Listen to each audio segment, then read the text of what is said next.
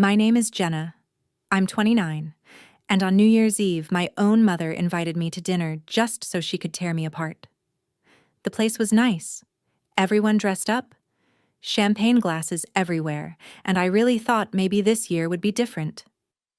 Then she leaned in close to my ear and whispered almost sweetly, "We only invited you out of pity. Don't stay too long, okay?"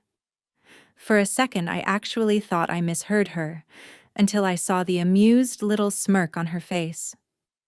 My brother burst out laughing at the table and said I was basically the failure of the family, the one who never made it, the one they had to rescue and hide. A couple of relatives chuckled. Someone muttered that at least I showed up on time for once. It was like they'd all agreed I was the joke of the night. I just sat there, holding my glass, feeling every word land like a punch. And then something in me went very, very still. I didn't argue. I didn't cry. I didn't ask why they kept using me as a prop to make themselves feel superior. I smiled, took a slow sip of my drink, set the glass down, and told them I had an early morning. No drama, no scene. I walked out of that restaurant alone, into the cold air, with their laughter still echoing behind me. They thought I was walking away because I was weak. They had no idea that night I'd finally hit my limit. They had no idea that 1 week later, the cozy family cabin they loved so much would be gone. The accounts they depended on would be closed, and those lovely bank statements would start rolling in. If you stay with me until the end, I'll tell you exactly how one New Year's dinner turned into the week their money disappeared. 1 week after that New Year's dinner, I was sitting on the sagging couch in my tiny Seattle apartment when my phone started going insane. At first it was just one call from my mom, then another, then 3 back-to-back from Mom's cell. I let them all go to voicemail.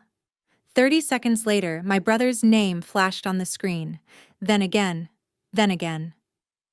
While it buzzed in my hand, my email notifications exploded with new messages from the bank. Subject lines like urgent notice, account changes, statement available lit up my laptop screen. I finally answered one of my mom's calls, and all I heard was panicked breathing and her voice up in that hysterical register she usually only saves for when something threatens her image. "Jenna, what did you do?" she shouted. "Do you have any idea what is happening? The cabin is gone. Do you understand me? Gone. There are strangers at Lake Chelan saying they're the new owners. They have paperwork with your name all over it." Then she jumped to the next crisis without even taking a breath.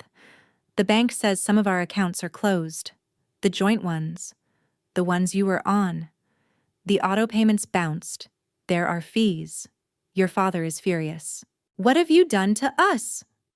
In the background, I could hear my dad, Martin, barking something I couldn't quite make out, and my mom yelling back that she was trying to fix it. I didn't answer right away. I let her words hang there while I stared out at the gray Seattle sky and the rain sliding down the window. Another call started buzzing in, this time my brother Ryan. I hung up on my mom and watched his name pulse on the screen. When I didn't pick up, he switched to text. Long, angry paragraphs popping up one after another. "You tanked my credit score. Do you even realize what that does to my clients? You sabotaged my summer plans, our family trips, everything. How could you be this selfish?" Then, the one that made me actually laugh out loud. "All because you couldn't handle one harmless joke at dinner." I leaned my head back on the couch and closed my eyes. 1 week earlier, I had walked out of that restaurant feeling like someone had reached into my chest and flipped a switch. I went home to my little place with its thrift store furniture and mismatched mugs, dropped my keys on the counter, and just stood there for a minute listening to the quiet.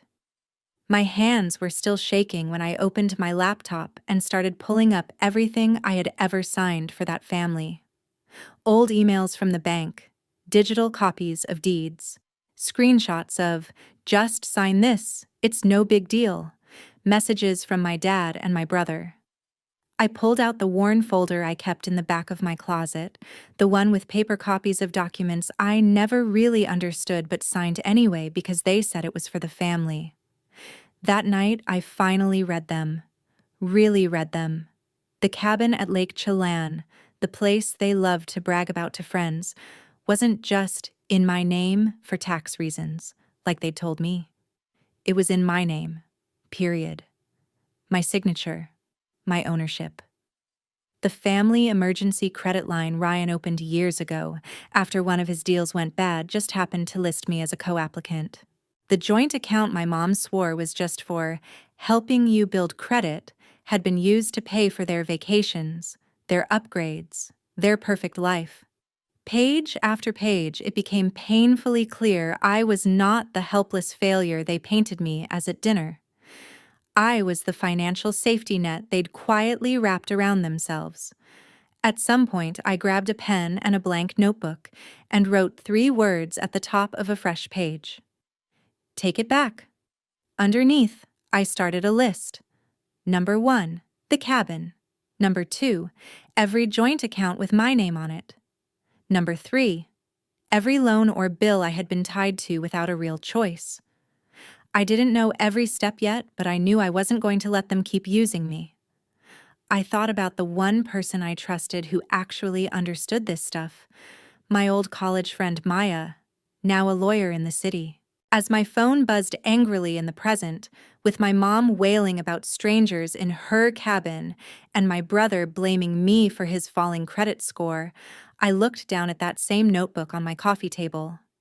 The first 3 items on that list were now neatly crossed out. They had invited me to dinner just to humiliate me. They thought I would swallow it like I always did. Instead, 1 week later, they were finally feeling what it was like to live with the consequences of their own signatures. The morning after that dinner, when the humiliation had finally turned into something colder and sharper, I called Maya. We hadn't talked in a few months, life had gotten busy, but she picked up on the second ring like she always did. Her face popped up on my laptop screen, hair in a messy bun, oversized hoodie, the exact opposite of the polished, curated people I'd just had dinner with the night before. She smiled at first and said she'd been meaning to call me anyway. Then her smile faded when she saw my face. "What happened, Jen?" she asked. So I told her. I told her about the dinner, about the whispers and the jokes, and how it wasn't even the first time, just the loudest. I told her how every time my brother's business had a hiccup, somehow my name ended up on another favor. I watched her expression shift from concern to something more focused as I swiveled the camera and showed her the stacks of documents spread out on my coffee table. Deeds, loan statements, joint account summaries, all with my name printed neatly in places I barely remembered signing for. Maya went from friend mode to lawyer mode in about 2 seconds. "Slow down," she said. "Walk me through what each of those is." We went line by line. The Lake Chelan cabin deed, where my parents had always claimed my name was there because your grandparents wanted it to feel like it was yours too. But when Maya zoomed in on the scanned copy I'd emailed her, she actually cursed under her breath. "Jenna," she said, "this isn't for tax reasons. This deed says you're the owner, not co-owner. Owner. She asked about the joint credit line with Ryan, the one that had been opened just for emergencies. I told her how I never saw a single statement unless something went wrong, how my parents would just wave me off if I asked too many questions. She had me pull up the online banking dashboard and screen share. She had me scroll through transactions that read like a highlight reel of their life. Flights, hotel stays, upgrades, holiday shopping, all under an account that tied back to my social security number. The more we clicked, the tighter my chest felt. Finally, Maya leaned back in her chair and rubbed her forehead. "Okay," she said, "here's what we're not going to do. We're not going to blow up your life just to get even. We're going to follow the paper. We're going to do this clean." She made me slow down long enough to take notes as if this was a client meeting, not just 2 old friends talking. The cabin, she explained, was legally mine. If I chose to keep it, fix it up, rent it out, or sell it, that was my call. The joint accounts, she said, were trickier but still clear enough.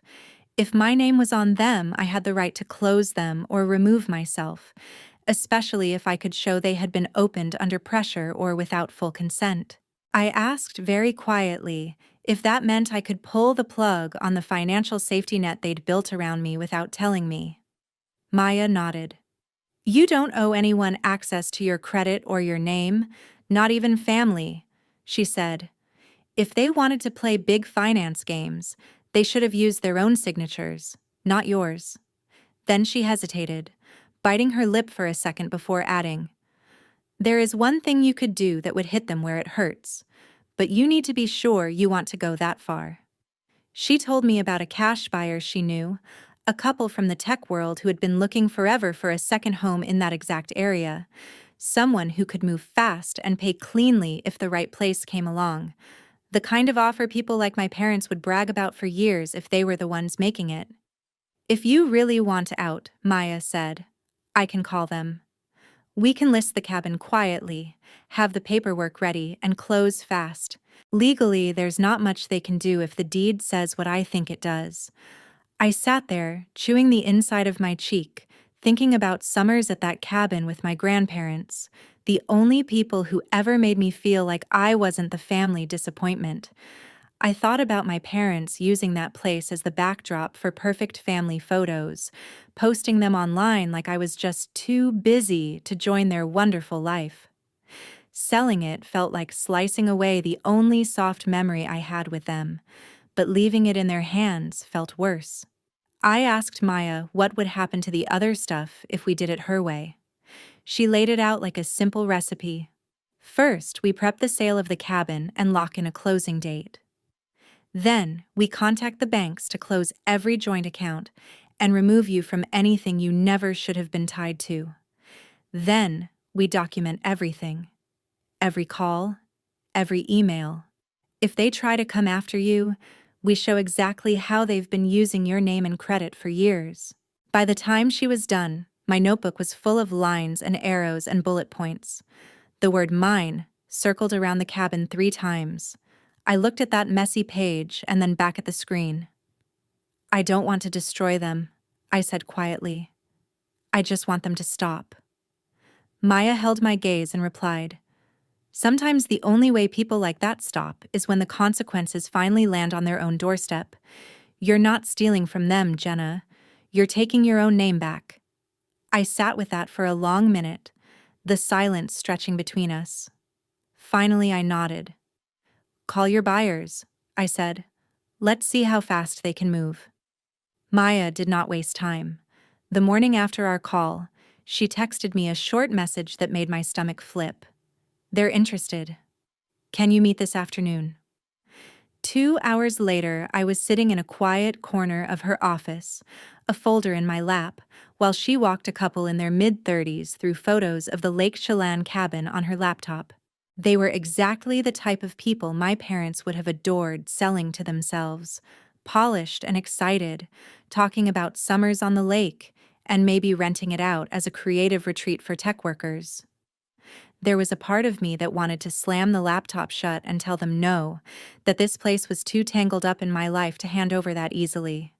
But every time that instinct rose up, I heard my mom's voice again at that dinner, the word pity curling like smoke in my ear, and Ryan's laugh when he called me a failure. So instead, I listened. Maya laid it out cleanly. The property was titled to me, taxes up to date, no liens. The buyers had their financing ready, but they also had enough cash on hand to move fast if needed. When she quoted them the price she thought we could reasonably ask, I watched their eyes flash with that hungry, this is a good deal look. Within an hour, we were drafting an offer. As we went through each page, Maya took the time to translate the legal language into plain English for me. Here is where you acknowledge you are the sole owner, she said, tapping one paragraph. Here is where you agree to transfer the title. If you sign, this is no longer theirs to control, Jenna. It is your decision, your sale. My hand shook a little when I picked up the pen, but I signed anyway. By the time I left her office, the cabin that had been held over my head for years as proof of what a generous family I had was on its way to belonging to someone who didn't even know my parents' names. That afternoon, I went home and opened my laptop to start on the second part of the list: joint accounts. I started with the easiest to stomach: the family credit card that had been used for everything from beach vacations to restaurant bills I had never seen. I called the bank, gave them my info, and asked what my options were for shutting it down. The woman on the line was polite in that detached customer service way until she pulled up the account and realized who I was. "Oh," she said, "you're the primary holder." I blinked. Wait, what? I had always been told my name was on it to help build your credit. No one had mentioned that it was technically my account, with my parents and Ryan riding on as authorized users. Once I understood that, the conversation changed. I told her, very calmly, that I wanted to close the card completely. She warned me about the balance, about how it would need to be paid off, about how the authorized users would be notified. I listened, agreed where I needed to agree, and repeated that yes, I understood, and yes, I still wanted it closed. Next was the line of credit Ryan had opened after one of his early deals went sideways, the one sold to me as just a short-term thing, just until he got back on his feet. The banker on that call confirmed what Maya had suspected. I was a co-applicant, fully responsible. Ryan had been the one using it like a revolving door. I didn't shout. I didn't cry. I just said I wanted my name removed and the account frozen until the bank could evaluate the risk without my information attached. They pushed back at first, then relented when I referenced a few phrases Maya had given me about consent and misuse. One by one, I moved through the list. Utility bills at the cabin under my social, a backup checking account my parents had opened with my name and their money, using it as a pass-through for expenses so they could float cash between accounts. Every time a representative told me my name was on something I barely remembered signing, it felt like a small slap. Every time I successfully closed something or removed myself, it felt like taking another step out of a net I hadn't realized I was tangled in. I documented everything, just like Maya told me to. I saved call logs, confirmation emails, screenshots of account changes. It felt petty at first, like I was building a case against my own family, but as the day went on, it started to feel like something else. It felt like proof that I wasn't crazy, that I hadn't imagined the way they had quietly wired their financial security to my identity. When I finally leaned back from my laptop, the sun outside had faded into that dim gray Seattle evening. My notebook lay open next to me, the first 3 items on my list crossed out in heavy ink. The cabin. Sold, pending closing. The joint credit card, set to be closed. The emergency line with Ryan, frozen, under review. In some parallel universe I knew, they were probably still sitting in their comfortable house telling themselves I was dramatic, that I would never really do anything.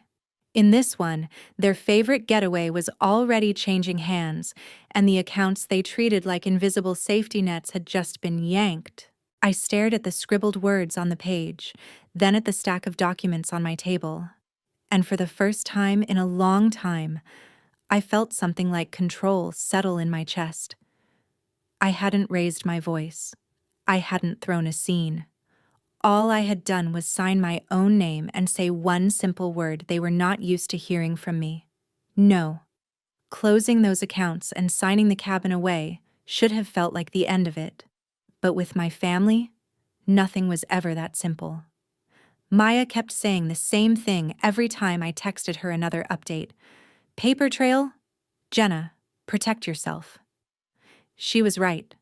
My parents were the kind of people who hid behind phrases like family loyalty until it suited them to pretend we were just business. If I wanted this to stick, I needed something more official than phone calls and screenshots. I needed to walk into the world they trusted most: lawyers and paperwork. So, a few days after I started pulling my name off everything, I called the one person my parents trusted almost as much as they trusted themselves, the man who had been drawing up their wills and handling their estate planning for years, Harold Wheeler. Growing up, I had seen his name on envelopes on the kitchen counter and heard my dad brag that Harold was the best, that he made sure everything will be clean when we're gone. I always assumed that included me in some warm, fuzzy way. Now I wondered if it meant something else. When I called his office and gave my name, there was a pause, then a shift in tone, when the receptionist realized I wasn't calling on behalf of my parents. She put me on hold, then came back saying Mr. Wheeler had a gap later that week if I could come in. I could. The day of the meeting, I walked into a downtown office that looked like the inside of my parents' heads. Dark wood, frame certificates, tasteful art that probably cost more than my car. Harold himself was older than I remembered, his hair thinner, glasses heavier, but his handshake was just as firm. "Jenna," he said, "your mother didn't mention you were coming by." I smiled and told him that was sort of the point. We sat down, and I did what I had done with Maya. I laid out the story, the cabin, the accounts, the way my name had been used. I did not mention the dinner. I stuck to facts and paperwork, pushing a neatly organized folder across his shiny desk. For a while, he did the thing older lawyers do where they make little noises in their throat and tap the pages with a pen while they think. Then he pulled out my grandparents' old will, the one that had left the Lake Chelan property, to Jenna for her future. On paper, it looked straightforward. In practice, my parents had treated it like they owned it, and I was just lucky to be invited. Harold frowned as he compared that document to newer estate plans my parents had drawn up. Somewhere along the line, my name had quietly been shifted. Not removed, but folded in with other assets in a way that made it look like what was mine was also theirs. He did not say fraud out loud, but his jaw tightened in a way that told me he was thinking it. He asked about the joint accounts. I showed him where I had already started to close things, how the bank had confirmed I was primary on some of them. I watched the moment it clicked that if anyone looked closely, he could be the one standing between my parents and a very awkward conversation with a regulator. He took his glasses off, cleaned them slowly, and then said, very carefully, "Jenna, I have been advising your parents for a long time. I have always encouraged them to keep things clear and fair. It seems their implementation has not been as transparent as I would have hoped. Lawyer talk, for they got cute and dragged your name into places it never belonged." I asked him bluntly what that meant for me. He surprised me by answering just as bluntly. "It means," he said, "that we correct it. We recognize in writing what was intended by your grandparents and what has actually been happening with your name and credit. It also means, for my own sake, that if anyone ever comes asking, there is a clear record that I advised them to make it right." We spent the next half hour going through updates he could make. Adjustments to the estate plan that would reflect the value of the cabin being properly yours, even now that I was selling it. Language clarifying that any debts tied to certain lines of credit were the responsibility of my parents and my brother, not me. He was protecting himself, sure, but in doing that, he was also, maybe for the first time, protecting me. When I left his office, I felt like I had just quietly moved one of the biggest pieces on the board. My family loved having people like Harold on their side. Now, at best, he was neutral. At worst, he was a witness. On the bus ride home, with the city sliding by in gray and glass, I opened my phone and stared at a blank status box on Facebook. For years, my parents had used social media as their personal PR machine. Perfect holiday photos at the cabin. Ryan in tailored suits clinking glasses at rooftop bars. My mom posting selfies with captions about blessings and gratitude, all while I was cut out of the frame in real life. I wasn't about to write a call-out thread, that wasn't my style, but I was done helping them keep the illusion going. So I typed a few simple lines. Sometimes you grow up thinking certain things are family gifts, I wrote, when really your name and credit were being used as a safety net without you ever understanding the risk. This year, I finally read the fine print. I'm taking back what was legally mine, and I won't be signing anything I don't fully understand ever again. Hit post. No names. No drama. Just the truth. In a tone calm enough that anyone outside the situation would read it as a vague reflection. Within minutes, the comments started. Old friends, college classmates, people who knew me but also knew my parents through their curated lives, chimed in. Proud of you for setting boundaries. This hits way too close to home. Did something happen? Are you okay? Then the reactions I knew would sting the most. A couple of my mom's church friends commented with little heart emojis and wrote things like, "You're so brave for speaking up, sweetie. Family can be complicated, praying for you." In other words, public sympathy. The one thing my parents couldn't stand to lose. My phone buzzed with a text from my mom within 10 minutes. "What is that post supposed to mean? Take it down right now. You are making us look like monsters." A few minutes later, a text from Ryan. "Delete that. Clients can see what you post. Do you have any idea how bad this makes us all look?" I stared at their messages, at the frantic way they focused not on what they had done, but on how it might be perceived. For the first time in my life, I did nothing. I didn't delete the post. I didn't reply. I let it sit there, a small flag in the middle of my otherwise quiet feed. They had used my name in private for years to prop up their lifestyle. All I had done was start using my voice in public to reclaim it, and from the way they were reacting, you would have thought I had set the house on fire. The truth was, I hadn't even gotten started. Ryan showed up 2 days after I made that post, pounding on my apartment door like he was trying to knock it off the hinges. I had just sat down with a mug of coffee and my laptop when the banging started, followed by his voice yelling my name down the hallway.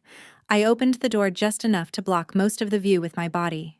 He still did that automatic once-over of my place anyway, eyes sweeping past my thrift store furniture and the stack of game notes on my table with that same old judgmental twitch in his jaw. "You think this is funny?" he snapped, waving his phone in my face. "You've completely nuked my credit. A client pulled out of a deal this morning because they ran a routine check and saw unusual activity. What the hell did you do?" I told him calmly that I removed myself from accounts that never should have had my name on them in the first place. That I froze a line of credit I had been tricked into co-signing. That I closed a card I was the primary on without my consent. He scoffed like I had said something ridiculous. "You're overreacting, Jenna. That stuff was under control. Dad had it managed. We were using it strategically, that's what families do." I reminded him of the time he'd called me crying at 2 in the morning because a deal had gone bad and he needed me to sign just this one thing, so he didn't lose everything. I reminded him of the vacations and dinners and upgrades that had gone on accounts tied to my social while I was eating ramen in this apartment. He didn't deny it. He just rolled his eyes and said, "It all comes out in the wash. You benefited too. You got to come to the cabin, didn't you?" That was the moment something in me snapped. I stepped back, opened the door wider and pointed to my tiny living room. "Do you see a cabin here, Ryan? Do you see a savings account fattened up by your investments? Do you see any of the benefits you're so sure I enjoyed? All I see are bills with my name on them and a family that thought I'd never actually read them." He shot back that I was ruining everything, that Mom hadn't stopped crying, that Dad was furious, that this was going to follow him for years. "You're going to cost me my career because you couldn't take a joke and a couple signatures," he said, voice rising. "It wasn't a joke when you called me a failure in front of everyone," I said quietly. "And they weren't just a couple signatures. They were my life." For a second, something like guilt flickered across his face. Then he shoved it down. "Fine," he snapped. "You want to play it this way? I'm bringing Dad. He'll explain it to you. He left without waiting for an answer. An hour later, there was another knock. Quieter, but somehow heavier. When I opened the door, my dad stood there in a pressed shirt and that same calm mask he used with clients, as if this was just another negotiation. He didn't ask to come in, he just walked past me and took the one decent chair like it was his by default. I stayed standing. "Jenna," he began, "we need to talk like adults. You've made some impulsive decisions. You're affecting more than just yourself." I told him I was perfectly happy to talk like adults. Adults read what they sign. Adults don't hide debts in their kids' names. Adults don't tell their daughter a house is for her future and then act shocked when she treats it like it actually is.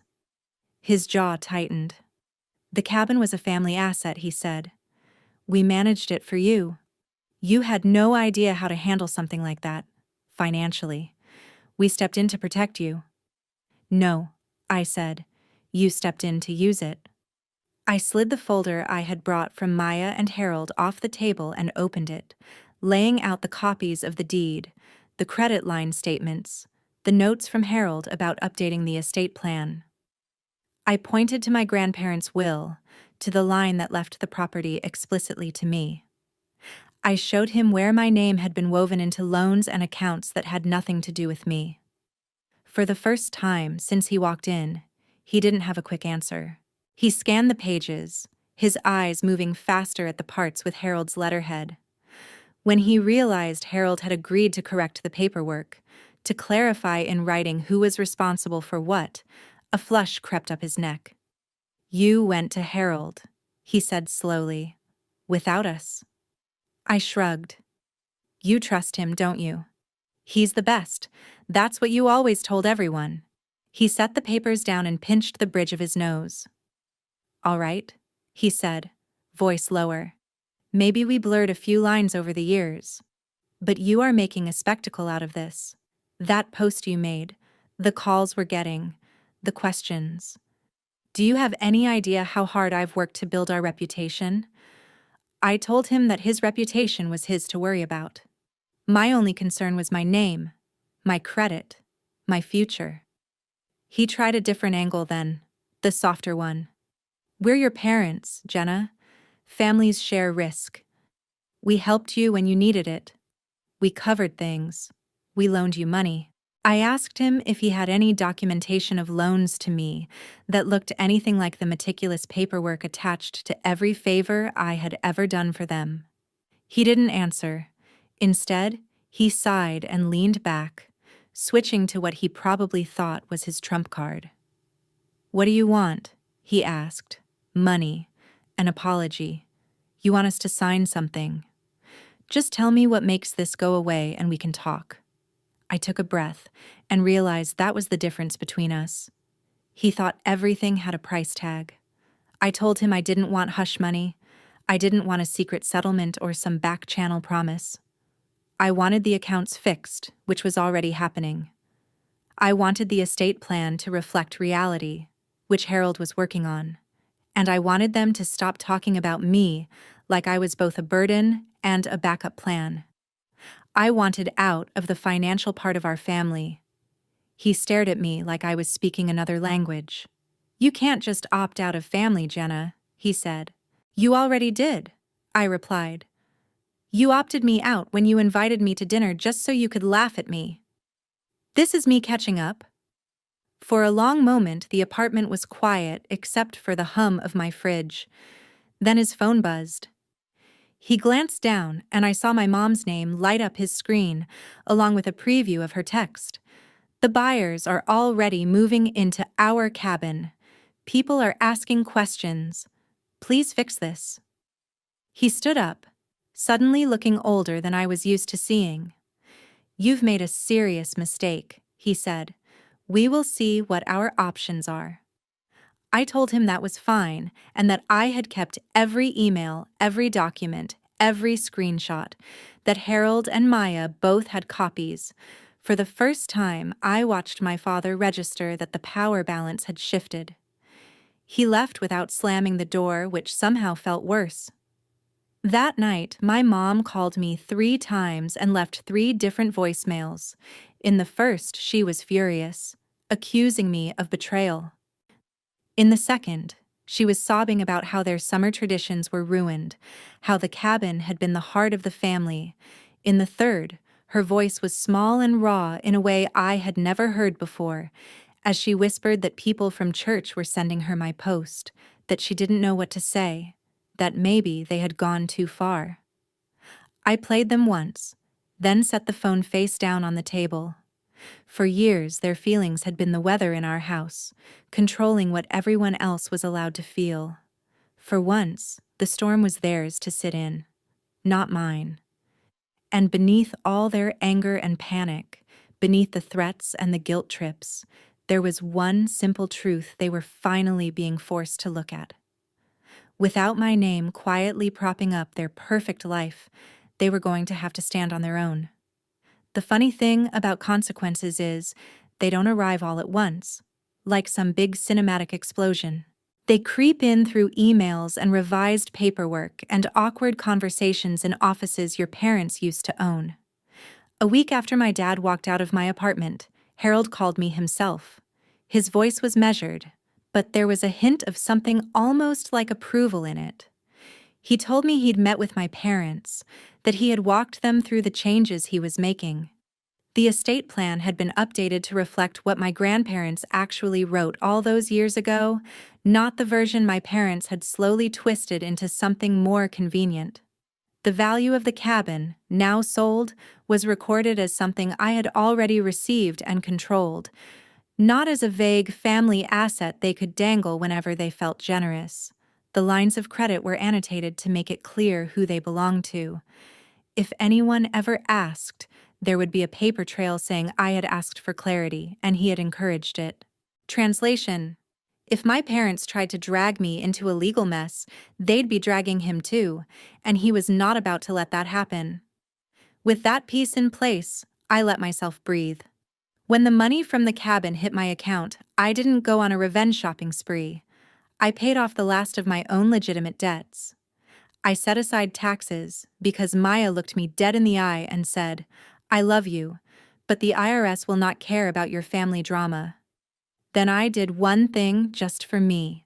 I signed a lease on a small but bright studio space in a building not far from my apartment, a place with big windows and scuffed hardwood floors where I could actually spread out my game ideas without balancing them on the edge of my kitchen table.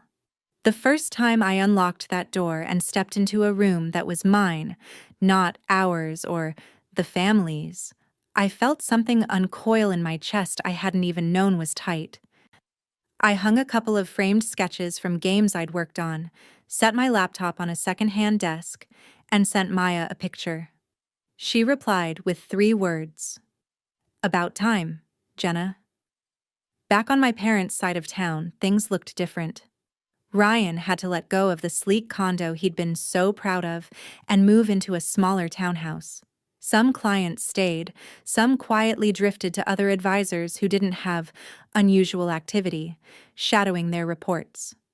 My mom still posted on Facebook and Instagram, but the tone had shifted. The constant bragging softened into something more careful, like she was aware people were actually reading between the lines now. One afternoon, a few weeks after everything, she messaged me asking if we could meet somewhere neutral, just us. I agreed, with conditions. No money talk, no guilt trips, no pretending nothing had happened. We met at a coffee shop. She looked smaller without the armor of our house around her.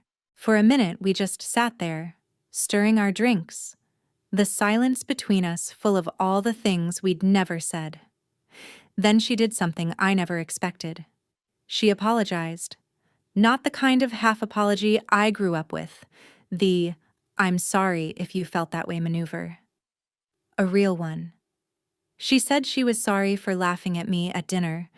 She was sorry for calling it pity, when really it was control. She was sorry for signing my name onto things without thinking about what it would cost me. She said she had spent years telling herself they were helping me, that it was all for my own good, because that story made it easier to ignore the ways they were using me. I listened. I didn't rush to comfort her. When she finished, I told her I appreciated the apology, but that words weren't going to magically reset anything. I told her I wasn't cutting them out of my life completely, but the version of me they were used to, the one who signed whatever was put in front of her to keep the peace, was gone. From now on, no joint accounts. No favors that look like the family emergency line of credit. No more using my work or my life as a punchline to make themselves feel better. If they wanted a relationship with me, it would have to be on terms that didn't require me to shrink. She nodded, eyes shiny, and for once didn't argue. My dad took longer. He never said the words "I'm sorry" out loud, not exactly. But he stopped trying to convince me I'd overreacted. When we finally did talk, months later, he admitted that he had assumed I would never push back, that he didn't think I'd notice the way things were set up because you never cared about money. I told him that not caring about money and not caring about being lied to were two very different things. We're not a warm, hug-it-out family now. There are still weird pauses in conversations, still a gap between the world they built and the one I chose. But there is also something we never had before: boundaries. They stand on their side with their choices. I stand on mine with mine. Here's the thing I wish someone had told me years ago, the thing I want you to hear if any part of this sounds familiar. Family can be a source of love and support, but that doesn't give them unlimited rights to your time, your energy, or your signature. Being related to someone does not mean you owe them your credit score, your savings, or your silence. Sometimes the most loving thing you can do for yourself is to read the fine print, ask uncomfortable questions, and say no when everyone expects you to say yes. It doesn't make you ungrateful. It makes you responsible. This story isn't legal advice, and if you're dealing with anything like it, you should absolutely talk to a real lawyer or a financial counselor before you act. But I hope it reminds you of this: you are not a safety net, and you are not a punchline. You are allowed to outgrow the role your family chose for you. You are allowed to take your name back. And if you've ever had to choose between keeping the peace and keeping your self-respect, I want you to know you're not alone in picking yourself.